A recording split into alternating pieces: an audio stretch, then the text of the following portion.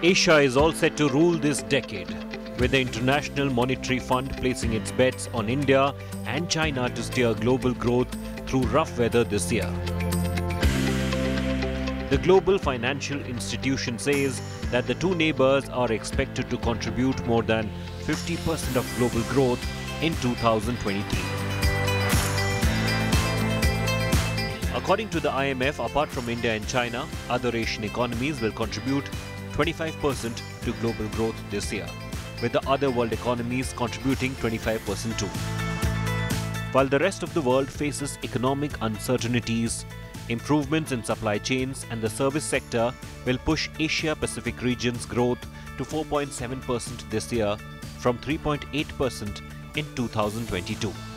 IMF has also warned Asian economies that despite the threat of inflation diminishing, central banks needed to stay alert as the core inflation was still high and that the reopening of China's economy may push inflation up. Meanwhile, the Russian invasion of Ukraine and the ongoing increase in interest rates by central banks worldwide have had a significant negative impact on both the developed and developing economies of the world. The impact is more moderate on China and India. China has recently ended its COVID-0 policy, and its reopening in the second half of the year has boosted the global supply chain in trade. For 2024, the IMF has forecast a GDP growth of 6.8% for India, which is the joint second highest along with Vietnam among all Asian emerging economies. Mongolia tops the list in this category with an estimated growth of 7% in 2024.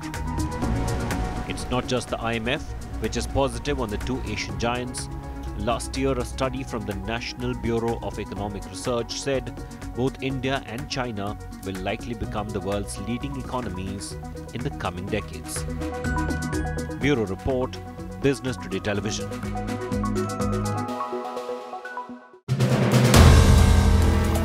If you like the video, do like, comment, share and subscribe.